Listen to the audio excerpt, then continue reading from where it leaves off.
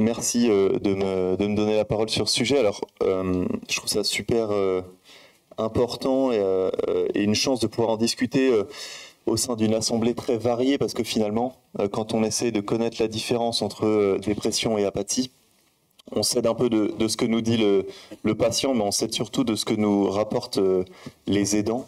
Et donc je pense que pour réussir à bien distinguer les choses et à bien accompagner et traiter le patient, il faut que, avant tout, les aidants comprennent mieux ce qui se passe pour qu'ils puissent nous aider à décoder les choses. Alors, à la différence des deux présentations précédentes sur les eknésies, sur les pareidolies, là, dépression ou apathie, je pense que tout le monde a déjà un petit peu des notions ou son avis sur ces sujets-là. Et donc, je vais essayer de balayer un petit peu large pour que ça puisse apporter à chacun, parce que je pense qu'entre les médecins dans la salle, les aidants, les patients et les autres professionnels du soin, chacun a des idées un petit peu différentes là-dessus. Pour ce qui est de la dépression, j'ai trouvé ça difficile de parler de dépression chez l'adulte d'un âge avancé qui présente une maladie neuroévolutive qui est une maladie à cœur de Lévy, sans parler d'abord de l'épisode dépressif en général, et qu'on fasse un peu ce travail d'ouverture de poupée gigogne et qu'on aille jusqu'à l'épisode dépressif dans ce contexte bien particulier. Donc de quoi on parle en fait quand on parle d'épisode dépressif caractérisé? On ne parle pas juste de tristesse. Et on parle déjà d'une pathologie qui est très fréquente. La première phrase là, de ma présentation, elle veut simplement dire que finalement, si on prend la tranche des 18-85 ans, il y en a 12% qui ont présenté un épisode dépressif sur l'année 2021. Donc on voit que c'est quelque chose d'extrêmement fréquent. Et qui peut s'intégrer dans différentes entités un peu plus larges que le diagnostic épisode dépressif. Ça peut être donc juste un épisode dépressif isolé, ça peut être dans le cadre d'une pathologie qu'on appelle trouble dépressif récurrent, où les épisodes surviennent à répétition.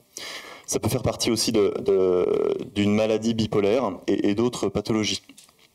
Et puis, outre le fait que ça puisse s'intégrer dans des entités plus larges, ça peut aussi être comorbide ou une copathologie qui s'associe à d'autres troubles. Donc dans le cadre d'autres pathologies psychiatriques, on peut présenter des épisodes dépressifs. Dans certaines pathologies neurocognitives, et donc en l'occurrence dans celle qui nous intéresse aujourd'hui, la maladie à cœur de Lévy, et puis dans beaucoup d'autres pathologies. Donc c'est quoi l'épisode dépressif finalement? Le point qui est vraiment important et qui nous intéresse beaucoup quand on évalue ça en tant que psychiatre et médecin en général, c'est le changement par rapport à l'habitude.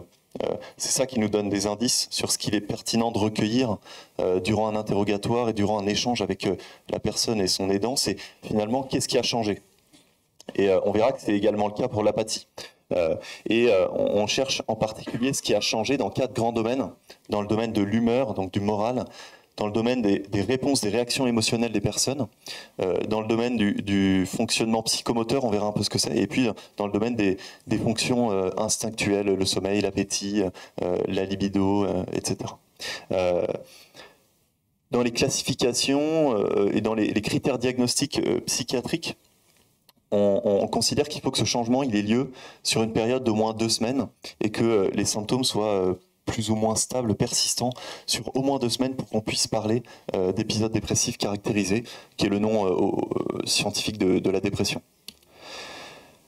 Donc les 4 grands domaines, l'humeur c'est ce qui est le plus facile à appréhender, c'est finalement la tristesse, le fait d'avoir une douleur morale, elle est plus ou moins exprimée selon les personnes, et peut-être ce qui est important c'est de se dire qu'elle n'est pas obligatoire, c'est-à-dire que c'est pas parce qu'on ne présente pas de tristesse ou de douleur morale qu'on n'a pas un épisode dépressif caractérisé.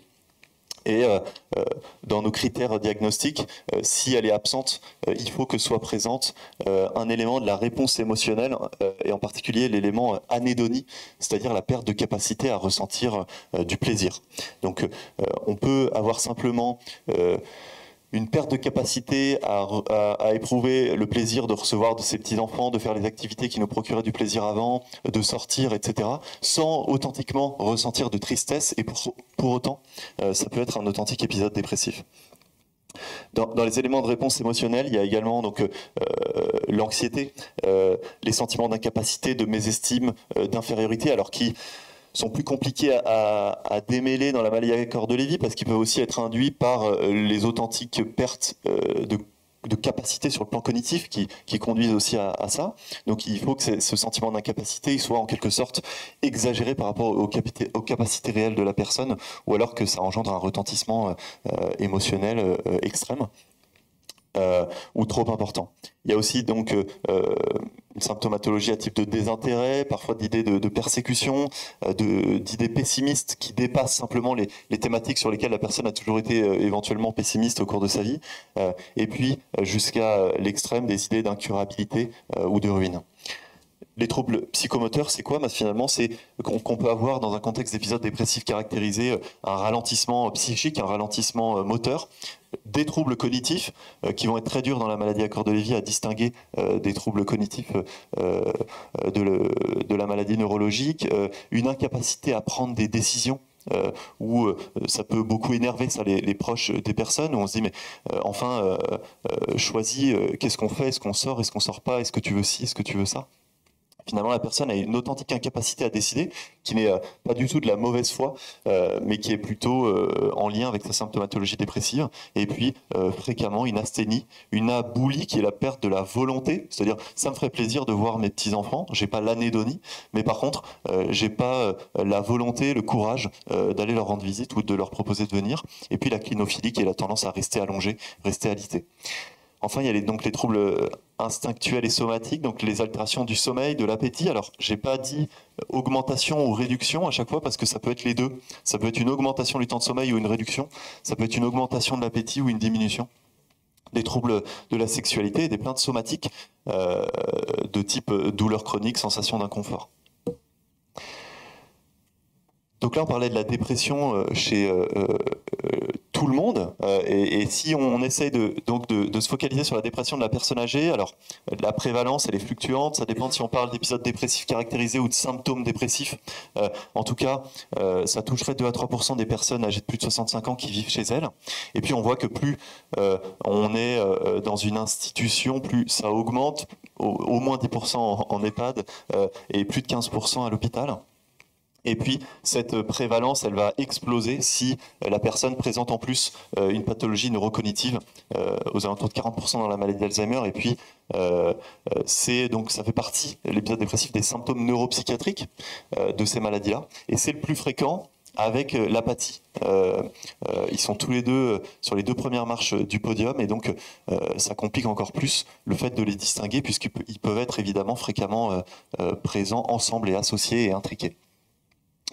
Finalement, c'est la même définition officielle chez la personne âgée de l'épisode dépressif, mais elle aura des caractéristiques, des particularités un petit peu différentes. Je vous ai mis à gauche, je ne vais pas les reprendre, mais donc les critères officiels de l'épisode dépressif qui sont valables à tout âge, et puis les présentations atypiques qu'on retrouve plus fréquemment chez la personne âgée.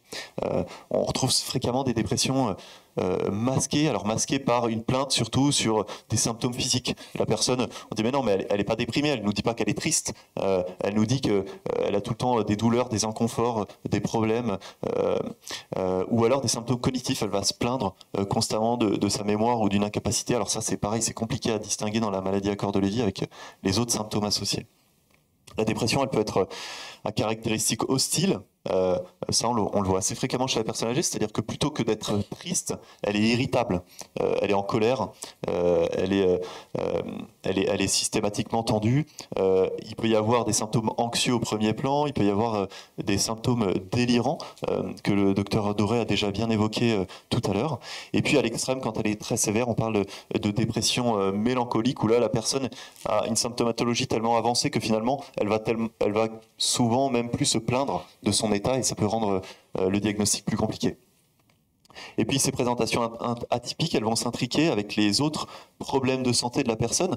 On a dit qu'il y avait des troubles physiques, moteurs, des ralentissements, mais si en plus j'ai un trouble cognitif, et si en plus j'ai une hypotension, et si en plus j'ai des difficultés de marche, et si en plus j'ai une fatigue à cause d'un diabète compliqué, finalement je vais avoir du mal à savoir qu'est-ce qui est du ressort de l'épisode dépressif et qu'est-ce qui est du ressort des autres pathologies. Si on avance encore plus, et donc on parle de l'épisode dépressif dans la maladie à corps de Lévy, alors la prévalence, elle est importante, hein, c'est quasiment un tiers des personnes, et on voit que c'est le cas dès le stade prodromal, donc de troubles légers ou de plaintes.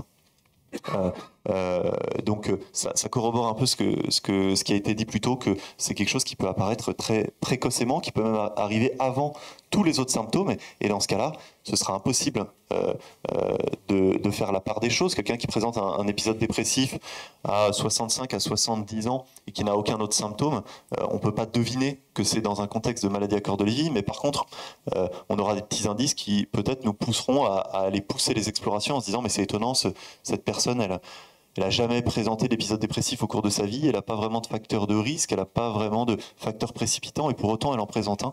Est-ce qu'il ne faut pas qu'on aille voir s'il y a quelque chose de neurocognitif qui se passe? Et puis donc l'épisode dépressif, ça fait partie des critères secondaires, des critères de soutien, hein, du diagnostic de maladie à corps de Lévy, mais pas uniquement quand on voit que dans les critères il y a écrit dépression, parce qu'il y a aussi dans les critères secondaires l'hypersomnie, et ça peut être un symptôme de l'épisode dépressif. On a les hallucinations autres que visuelles, qui peut être un symptôme de l'épisode dépressif. Les idées délirantes et l'anxiété. Donc en fait, elle est partout dans les critères secondaires de la maladie à corps de Lévy.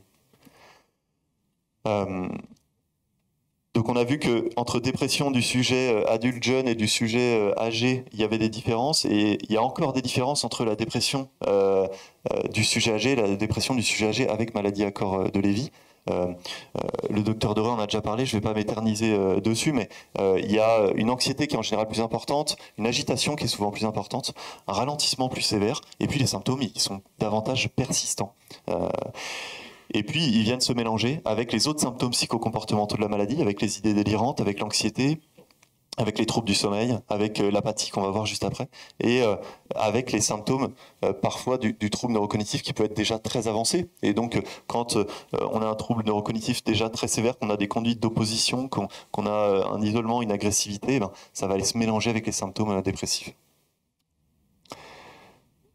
Je passe tout de suite à l'apathie pour qu'on essaye de la définir un peu, parce que je pense que tout le monde voit ce que c'est quand on en parle, mais c'est rare qu'on puisse connaître un peu les détails. Moi-même, j'ai appris quand même pas mal de choses en préparant la présentation, parce qu'on se dit tous, bon, bah, l'apathie, je vois ce que c'est, et puis on va pas forcément chercher beaucoup plus loin.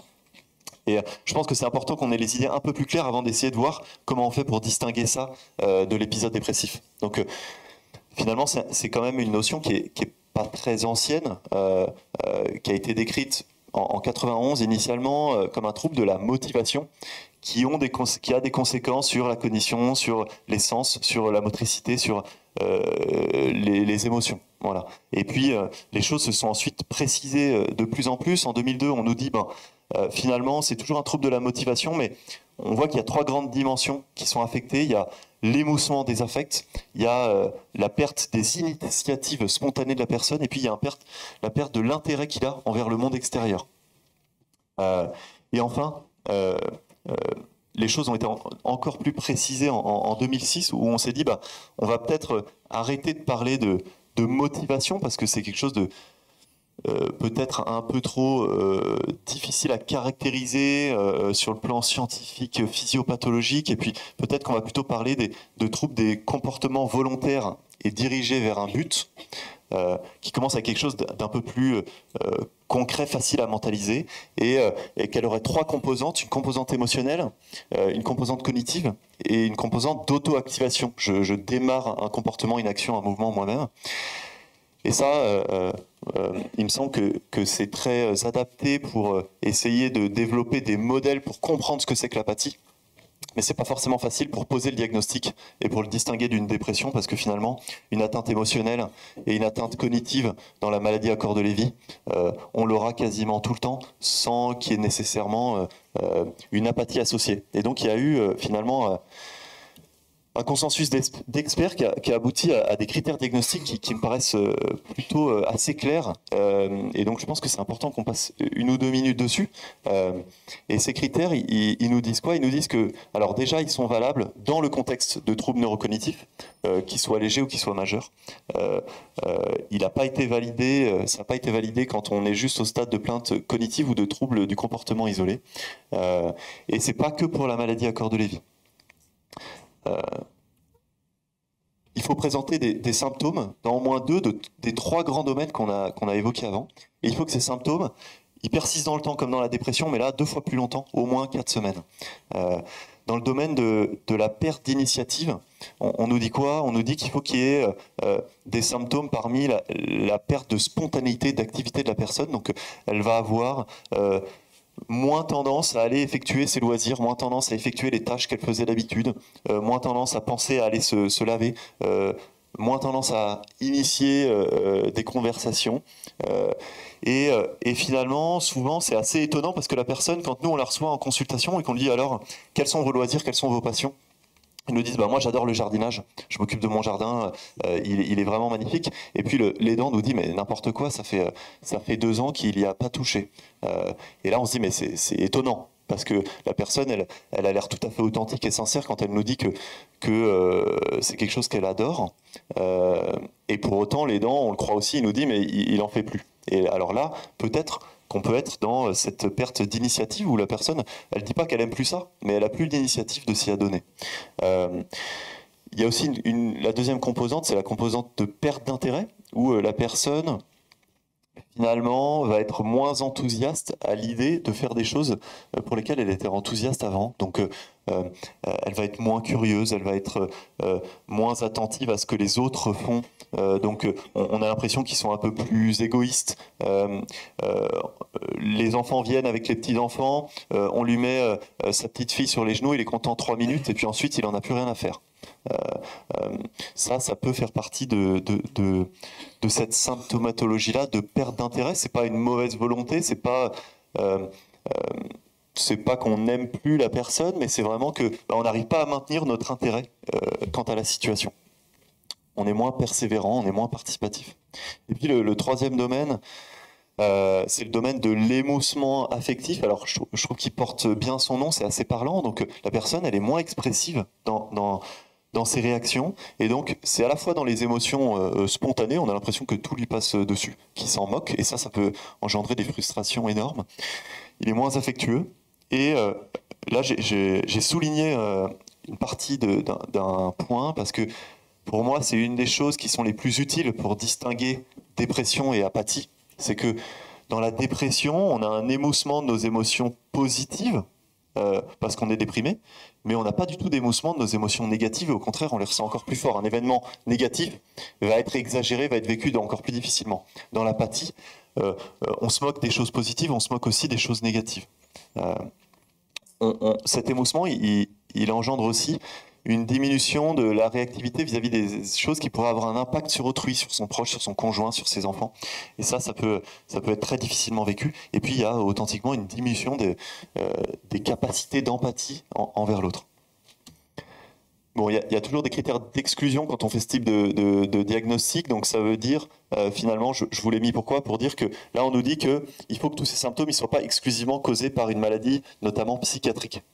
Ça veut dire quoi? Ça veut dire que peut-être ces symptômes, on pourrait les avoir, au moins un symptôme dans au moins 2 domaines pendant au moins 4 semaines. Et en fait, tout ça, ça s'inclut dans un épisode dépressif. Parce que par ailleurs, il y a d'autres symptômes qui ne rentrent pas là-dedans, mais qui rentrent dans la dépression. Et là, dans ce cas-là, on ne peut pas poser le diagnostic d'apathie.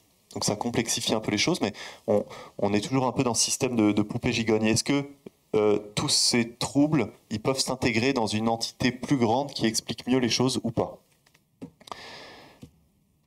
Et puis il y a un critère quand même de sévérité qui est la même chose que ce qu'on s'était dit dans la dépression, c'est-à-dire il faut que ce soit une modification du fonctionnement habituel de la personne. Si ça fait 20 ans qu'elle fonctionne comme ça et qu'elle ne s'intéresse pas trop à ce que font les gens autour d'elle, elle ne devient pas apathique simplement parce qu'elle a passé la barrière des 65 ans et qu'elle a une pathologie neurocognitive diagnostiquée. Donc finalement, l'apathie dans la maladie à corps de Lévy, c'est le symptôme neuropsychiatrique le plus fréquent quand on est au stade de troubles neurocognitifs majeurs. Et puis on nous dit que c'est au moins la moitié, aux alentours de la moitié des patients qui ont un trouble au stade modéré et jusqu'à l'intégralité des personnes qui ont un trouble au stade sévère. Ce qui peut être difficile, et là, c'est là que l'interrogatoire et l'échange avec les aidants est pour moi primordial, c'est de ne pas mélanger l'apathie avec les fluctuations cognitives qui font les fluctuations des symptômes qui font partie des critères majeurs de la maladie à cœur de Lévy. Et là, on entre dans quelque chose qui n'est pas facile. Parce que, par exemple, dans les échelles qu'on peut utiliser pour savoir si une personne a des fluctuations, il y a un critère qui est, par exemple, est assis, le regard fixe pendant plusieurs heures. Si ça, c'est pas quelque chose qui doit nous faire penser à l'apathie, je ne sais pas quoi doit nous faire penser à l'apathie. Donc, c'est difficile, et c'est notamment cette question de fluctuation qui doit entrer en compte, et c'est pour ça que le critère de durée d'évolution des choses, il est primordial, et qu'il ne faut pas s'arrêter à est-ce qu'il y a symptômes. Il y a symptômes, d'accord, mais depuis toujours ou pas, depuis quand, pendant combien de temps, est-ce qu'il est fluctuant, est-ce qu'il est stable, et est-ce qu'il s'associe à d'autres choses. Finalement, comment on distingue? Il y a des symptômes qui sont communs. Je ne suis pas allé très loin. Dépression en jaune, apathie en bleu. Si c'est vert, c'est qu'on le trouve dans les deux. Donc, l'inertie, le fait de diminuer son activité motrice spontanée, ça peut être présent dans les deux cas. La diminution des interactions sociales, elle est présente dans les deux cas. Alors, elle n'a pas les mêmes explications. Dans un cas, c'est parce que on est triste, on est abattu, on se sent plus capable, on se sent plus légitime. Dans l'autre cas, c'est parce que ça nous intéresse plus, mais la conséquence est la même. Le repli et l'isolement sont présents. La perte de plaisir, la perte d'intérêt peut être présente aussi dans les deux cas. Alors, on l'a dit, dans l'apathie, la perte de plaisir, elle est associée à une diminution aussi de la sensibilité aux choses négatives, alors que ce n'est pas le cas dans la dépression. Et puis, la perte d'élan vital, de motivation, de projection dans l'avenir. Donc, il faut plutôt s'intéresser aux symptômes qui sont différents et qui sont un peu mutuellement exclusifs des deux troubles.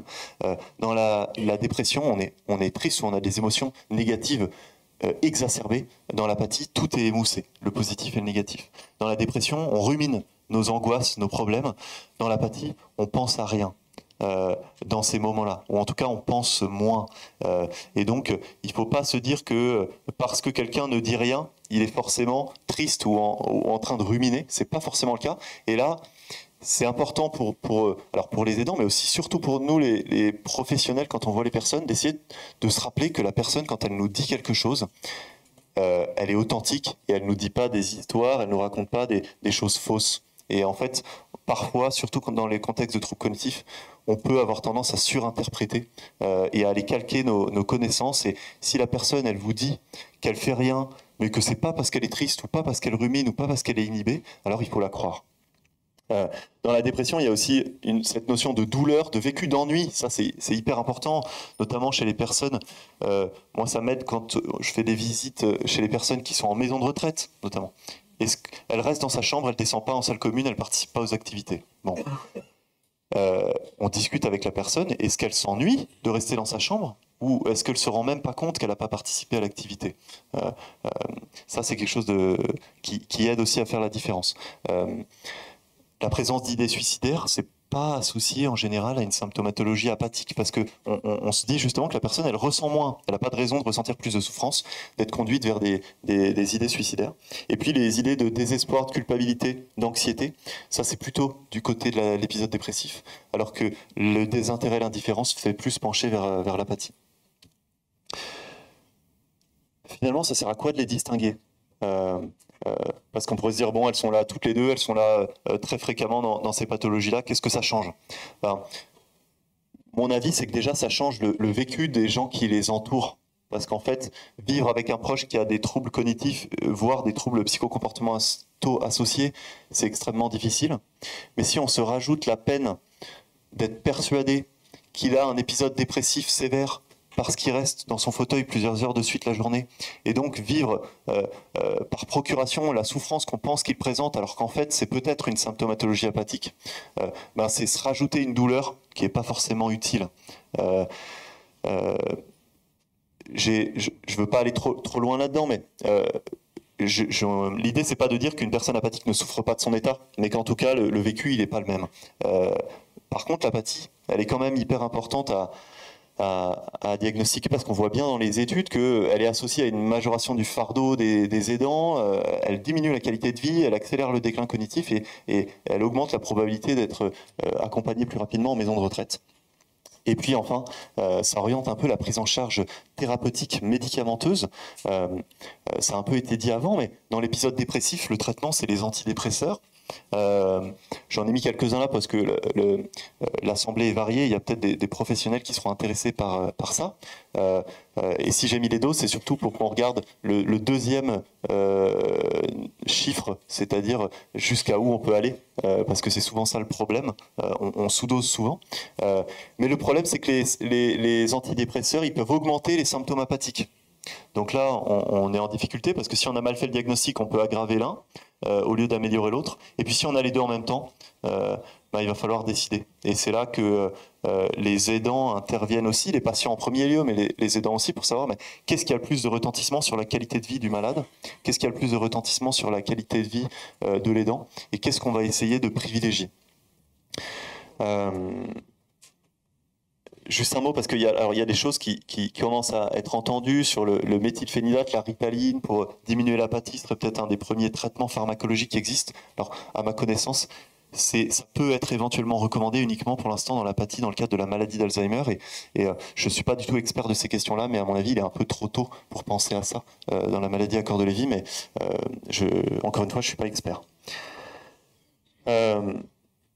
Alors, nous allons arriver au bout du temps imparti, bientôt. Oui, il me reste deux slides, c'est parfait. Les approches non médicamenteuses, elles sont essentielles. On essaie de les développer un peu partout, au domicile, mais aussi en institution. Finalement, la chose à retenir là-dessus, c'est que, en fait, les études, elles montrent que c'est efficace si les personnes qui font faire les activités, les traitements non médicamenteux aux patients sont formées à la maladie.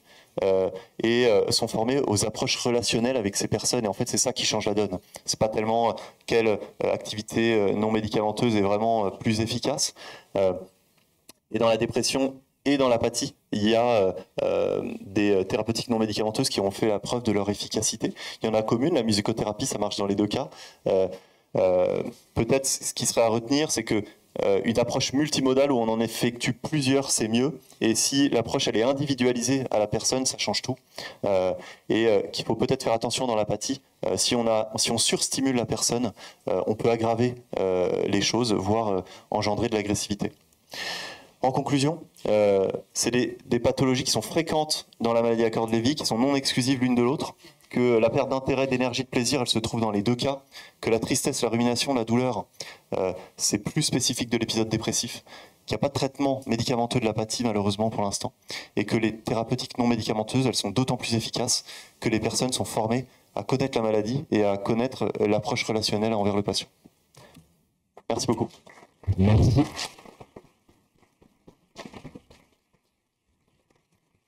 On a le temps pour une ou deux questions. J'ai une question devant.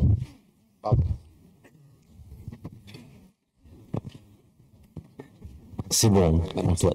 Merci beaucoup, Pierre. C'était brillant et très intéressant.